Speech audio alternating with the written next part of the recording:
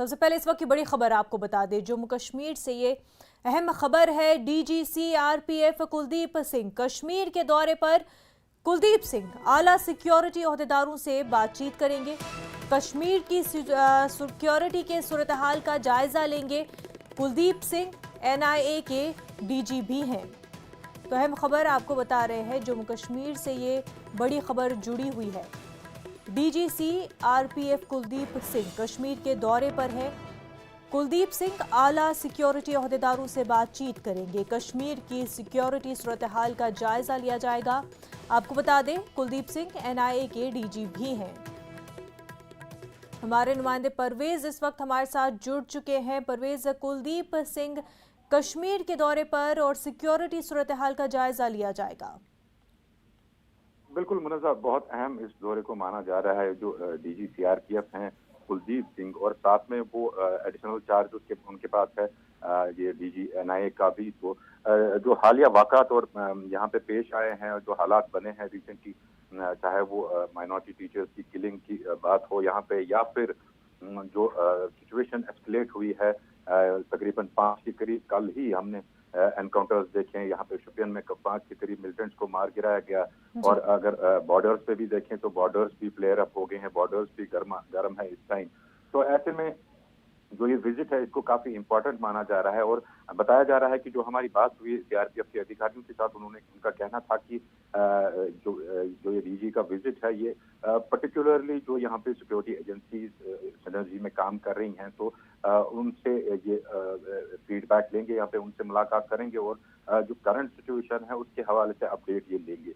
यहाँ पे एक बात कहना जरूर यहाँ पे बनता है कि ये क्योंकि इनके पास एडिशनल चार्ज है डीजी एनआईए का, तो ये विजिट इस तरीके से भी अहम माना जाता है कि जो हाल ही में जो किलिंग्स हुई थी यहाँ पे माइनॉरिटी टीचर्स की, जो स्कूल फायरिंग का इंसिडेंट हुआ था, या फिर जो यहाँ पे कमिस्ट हैं अमल बिंद्रू, उनको मारा गया था, या फिर एक जो लेबर था बिहार का उसको मारा गया था, तो उसका जो इन्वेस्टिगेशन है वो एनआईए ने अपने हाथ में लिया है। तो उसके हवाले से भी ये अपडेट लेंगे। यहाँ पे जो एनआईए की टीम यहाँ पे इस पे कार्रवाई कर रही है, तो उनसे भी उस किलिंग्स के हवाले से भी अपडेट देंगी। दूसरी जो सिक्योरिटी सिचुएशन जो उभर के आई है हालिया दिनों में, जो हमने देखा है जो हालात एक्सलेट हुए हैं यहाँ पे, काफी जो इंसिडेंट्स यहाँ मिलिटेंसी रिलेटेड इंसिडेंट्स में जो सडन इजाफा जो हुआ है, तो उस पीछे क्या वजूहात हैं और क्या मंशा है उसके पीछे, उसका भी वो जायजा लेंगे। जी मुनज़्ज़ा, बिल्कुल, सिक्योरिटी सूरत हाल का जायजा लिया जाएगा और एनआईए की कार्रवाई भी कुछ दिनों में काफ़ी तेज़ हुई है, उस हवाले से भी मज़ीद सूरत हाल पर जायजा लिया जाएगा। परवेज़, बेहद शुक्रिया तमाम तर तफसीलात के लिए। आगे बढ़ते हैं। मुल्क मुखालिफ सरगर्मियों को अंजाम देने वाली तंजीम सिख फॉर जस्टिस के खिलाफ एनआईए ने अहम पेशरफ्त की है।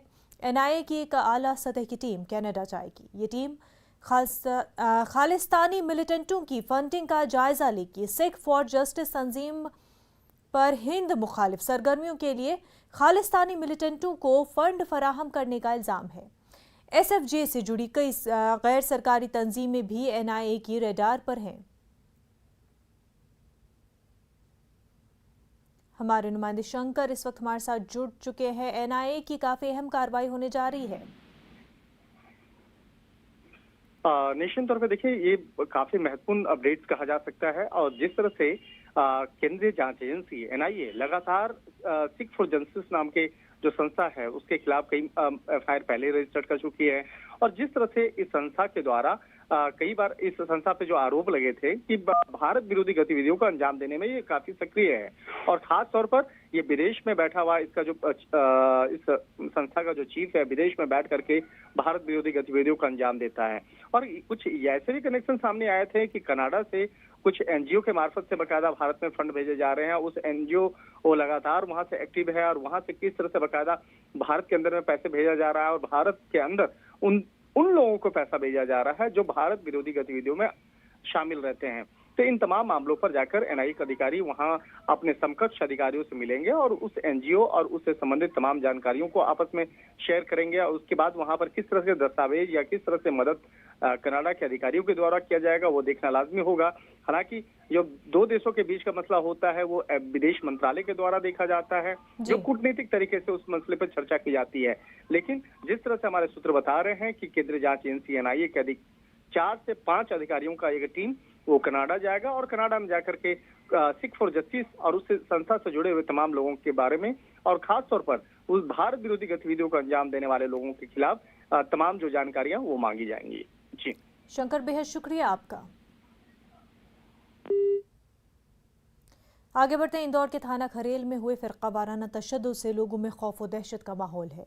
इंतजामिया की जानिब से तशद्दुद के बाद बड़ी तादाद में पुलिस फोर्स को तैनात कर दिया गया है। फिरका वाराना तशद्दुद में 5 लोग जख्मी हुए हैं, जिन्हें इलाज के लिए अस्पताल में दाखिल कर दिया गया है। फिरका वाराना तशद्दुद का सोशल मीडिया पर जारी हुआ वीडियो 2 रोज कब्ल का बताया जाता है, जिस पर कार्रवाई करते हुए पुलिस ने दोनों फिरके के 14 लोगों के खिलाफ मारपीट और बिलवाकी दफात के तहत मामला दर्ज किया है। हालांकि एक फिरके के लोगों ने दूसरे फिरके पर गांव छोड़ने का इल्जाम भी लगाया है, लेकिन मकामी पुलिस इंतजामिया ने गांव छोड़ने की बात को बेबुनियाद करार देते हुए उसे पैसे की लेन देन को लेकर आपसी टकराव बताया है। तशद्दुद को लेकर मुतासरीन और पुलिस क्या कहती है, आप भी सुनिए। घर पे काम करते करते हमको मालूम ही नहीं पड़ा कि 100-150 आदमी कहाँ से आ गए और कैसे आ गए, और एकदम से आते से हम पे हमला करने लग गए। किस किस को मारा? पापा को मारा, मम्मी को मारा, और पूरे परिवार में जितने भी थे सबको हाथ लगाया और सबको मारा। सबके साथ मारपीट लगी है। सबको फ्रैक्चर आया हुआ है, कभी कमर में आया हुआ है, उनका सर पे फटा हुआ है, सर के टाके लगे हुए हैं। ये आज कुछ लोग थे बतलाते हैं, हमारे वहाँ से फ़ोन आया हमारे जवाई वगैरह का नवासे का कि भाई ये 30-40 लोग आ गए हैं गांव के और मारा कुटी कर रहे हैं हमसे कि तुमने 1 महीना 9 तारीख का बोला था गांव खाली करने का, तभी खाली नहीं करा। तो आप खाली नहीं करे तो उनको तो मेरी बेटी को मारा, नवासी को मारा, जवाई को मारा, जवाई के भाई को मारा। उन्होंने मारा बहुत। कौन लोग हैं मारने वाले? ये मारने वाले उसी गाँव के लोग हैं। क्या चाहते हैं, क्यों मारा इन्होंने? ये बोलते हैं इस गाँव में मुसलमान नहीं रहेगा, तुम यहाँ से खाली कर दो। बताएं क्या जानकारी है अभी? क्या हमारे पास अभी 2 घंटे पहले एक SOS कॉल आई कि कुछ लोगों को कंपेल के पास एक गांव है और वहाँ के लोगों को एक परिवार जो कि मुस्लिम परिवार था उसको करीब 100-125 लोग आए और उन्होंने वहाँ से घर खाली करने की धमकी पहले भी दी थी और आके पूछा कि अभी तक खाली क्यों नहीं किया है, और इसी बात में फिर आगे उनके साथ मारपीट करी। परिवार की महिलाओं के साथ भी बहुत बुरी तरह मारपीट करी और परिवार के पुरुषों के साथ भी बहुत मारपीट करी, बच्चे भी हैं। और अभी यहाँ पे बस मेडिकल फॉर्मेलिटीज MLC वगैरह हो जाए फिर हम लोग पुलिस में रिपोर्ट दर्ज कराएंगे। सर कितने लोग घायल हैं अभी? 5 लोग घायल हैं। एक ही परिवार से हैं? एक ही परिवार के। एक कंबेल चौकी क्षेत्र में पिबड़ाई गांव है, वहां पर 2 ग्रुपों में आपसी किसी बात को लेकर झगड़ा हुआ है, जिसमें से कुछ सामान्य चोटें हैं इन लोगों को आई हैं, अभी MIH में लेकर आए हैं, तो उनका अभी डॉक्टर के द्वारा इलाज चल रहा है। तो किस बात को लेकर झगड़ा हुआ था? अभी ये अलग अलग बातचीतें आ रही हैं, अभी जांच के बाद इन लोगों का मेडिकल हो जाए फिर इनके कथन वगैरह लेके फिर जानकारी। अभी कितने घायल हैं सर? क्या 5 लोग अभी अस्पताल में हैं जो कि जिनका इलाज चल रहा है। एक बता रहे हैं कि अभी चौकी से रवाना किया है। सर एक की हालत गंभीर बता रहे हैं, क्या स्थिति है? नहीं, गंभीर तो ऐसी किसी की नहीं है, ऐसा एक्सरे रूम पे लेके गए हैं तो बातचीत तो कर रहे हैं। ये शिवराज सिंह की सरकार है, यहाँ कानून का राज है, कानून अपना काम करेगा, किसी को भी नहीं बख्शा जाएगा। ये शिवराज सिंह की सरकार है, यहाँ कानून का राज है, कानून अपना काम करेगा, किसी को भी नहीं बख्शा जाएगा। भोपाल से हमारे नुमाइंदे मेहताब आलम हमारे साथ जुड़ चुके हैं। मेहताब, ये पूरा मामला क्या है? इंदौर के एक कंपल प्योड़ा के एक गांव है जहां पर जो है खुरेल थाना के अंतर्गत आता है, वहां के मामला है। और मामले में जो है हालांकि दोनों पक्षों की तरफ से अलग अलग बातें सामने आ रही है, लेकिन हमारी इंदौर के SP महेश जैन से थोड़ी देर पहले जो बात हुई तो उन्होंने बताया कि ये मामला जो है आपसी जो है पैसे के लेन देन का मामला है, क्योंकि जिन लोगों के साथ मारपीट गई है तो फिरोज जो है ट्राली बनाने का काम करते हैं, उनको जो है ट्राली बनाने के लिए जो है विकास नामी शख्स ने जो है पैसा दिया था, लेकिन जब वो ट्राली वक्त पर नहीं बनी तो उन्होंने गोपाल नाम के लड़के को पैसा लेने के लिए भेजा था। तो वहाँ पे पैसे के लेन देन में दोनों के माबैन जो है झगड़ा हुआ और वो जो है फिरका वाराना तशद्दुद बुनियाद पर हुआ। जो लोग जो है इसकी बात कर रहे हैं कि गाँव छोड़ने की जो है ये सब बनाई हुई कहानी है, असल बुनियादी मतलब ये है कि दोनों के दरमियान पैसे के लेन देन और टाली के बनाने को लेकर हुआ था, जिसको लेकर तशद्दुद हुआ।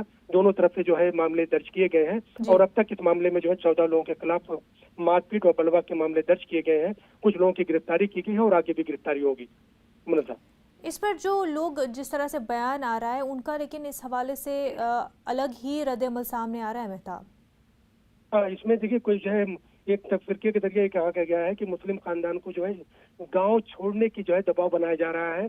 पुलिस के जरिए जो बात हमारी की एसपी जैन से जो हमारी बात हुई है, उनका कहना है कि ये बातें जो है सोशल मीडिया पे जो इस तरह के बयान चल रहे हैं, लेकिन सच्चाई इसका कोई ताल्लुक नहीं है। वहाँ पर तशद्दुद हुआ, तशद्दुद को देखते हुए पुलिस फोर्स को तैनात कर दिया गया है एहतियात के तौर पर, ताकि कोई और आगे जो इस तरह के वाक़यात पेश न आए। और मध्य प्रदेश के वज़ीर दाखिला डॉक्टर नरोत्तम मिश्रा ने इस मामले को लेकर बयान दिया। उन्होंने कहा कि जो लोग भी तशद्दुद फैला रहे हैं उनके खिलाफ सख्त कार्रवाई की जाएगी। यहाँ पर कानून का राज रहेगा। जी मेहताब, बेहद शुक्रिया तमाम तफसीलात के लिए। आगे बढ़ते हैं। विनायक दामोदर सावरकर, जिन्हें उनके मद्दा वीर सावरकर के लक़ब से मुलक़्क़ब करते हैं, लेकिन दूसरी तरफ सावरकर के हवाले से कहा जाता है कि उन्होंने अंग्रेज़ों के सामने घुटने टेक दिए थे। क़ैद-ओ-बंद की सऊबतों से परेशान होकर उन्होंने बरतानवी हुकूमत के सामने कई रहम की अर्जियां भेजी थीं।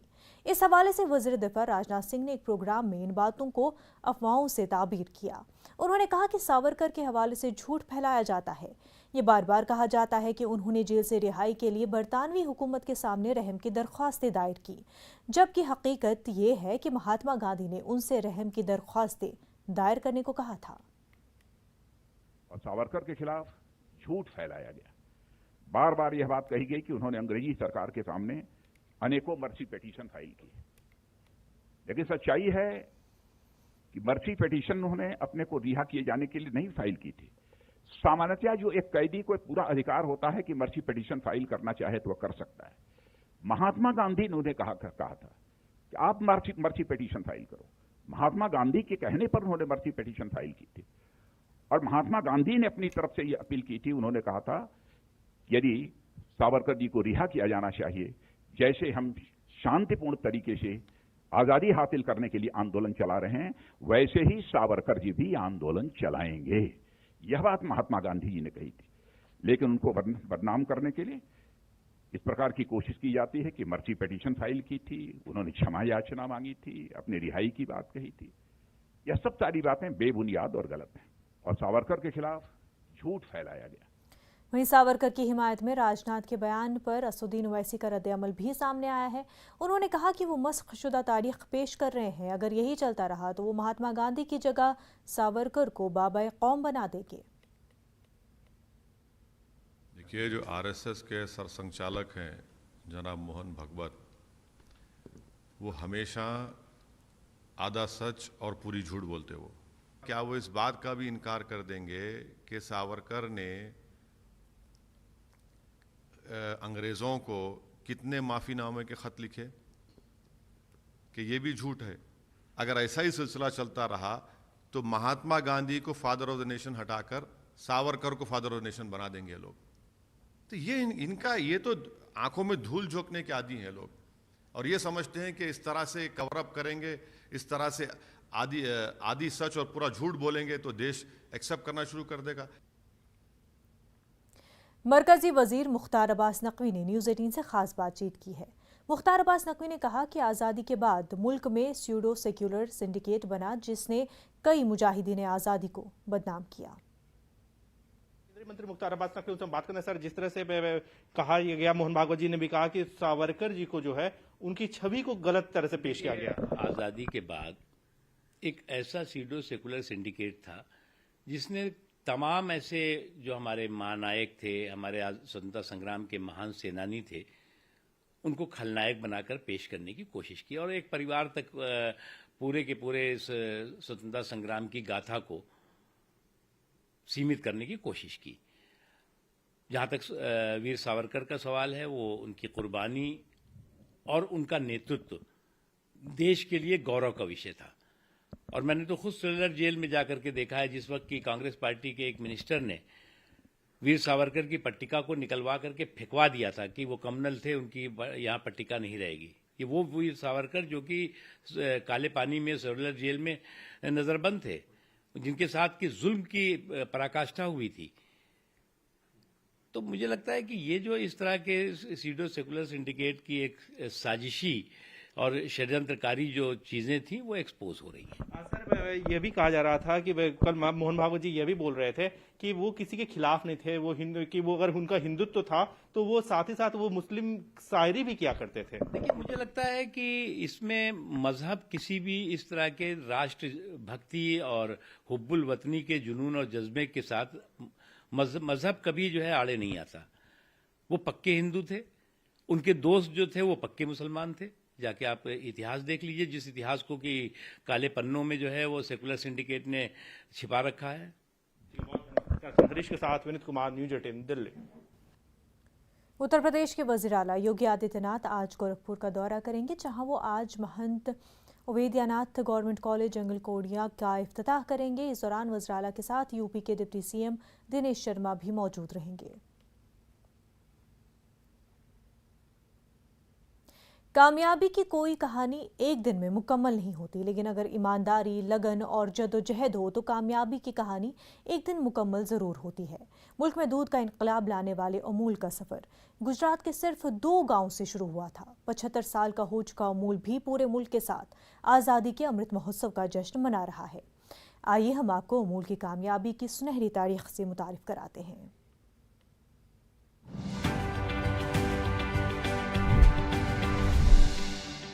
डॉक्टर वर्गीस कुरियन के नेतृत्व में सहकारी आंदोलन परवान चढ़ने लगा और 1949 तक दुग्ध आंदोलन एक धर्म बन गया।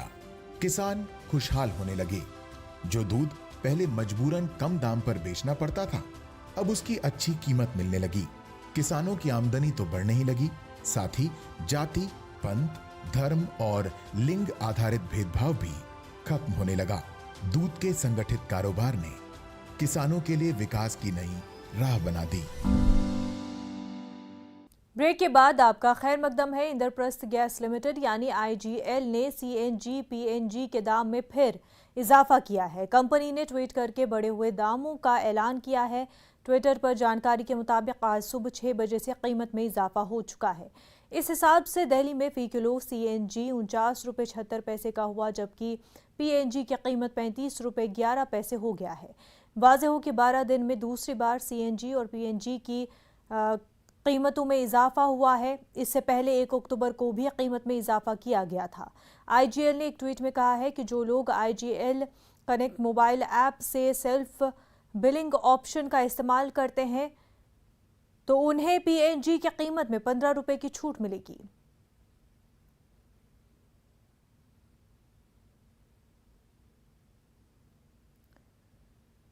कोरोना और लॉकडाउन के सबब मुल्क के माशी हालात असरअंदाज हो चुके हैं, जबकि आम लोगों की सूरत हाल इस कदर ख़राब है कि वो वक्त पर इलाज और गैर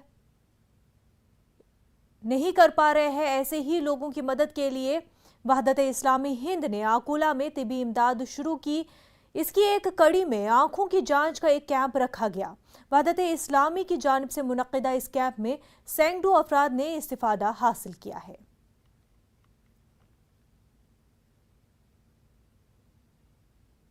कांग्रेस एक लंबे अरसे से उत्तर प्रदेश में हाशिए पर है। रियासत में वो अपनी जमीन तलाश कर रही है। पार्टी पूरी तवन्नाई से लखीमपुर खीरी सान्हा उठा रही है। वजीर ममलिकत दाखिला अजय मिश्रा की बरतरफी का मुतालबा कांग्रेस कर रही है। इसी मांग को लेकर कांग्रेस का एक वफ्द आज सदर जमहूरिया रामनाथ कोविंद से मुलाकात करेगा। राहुल गांधी की क़यादत में वफ्द सदर जमहूरिया से मुलाकात करेगा। इस वफ्द में प्रियंका गांधी, मल्लिकार्जुन खड़गे, गुलाम नबी आज़ाद, AK एंटनी, अधीर रंजन चौधरी शामिल है।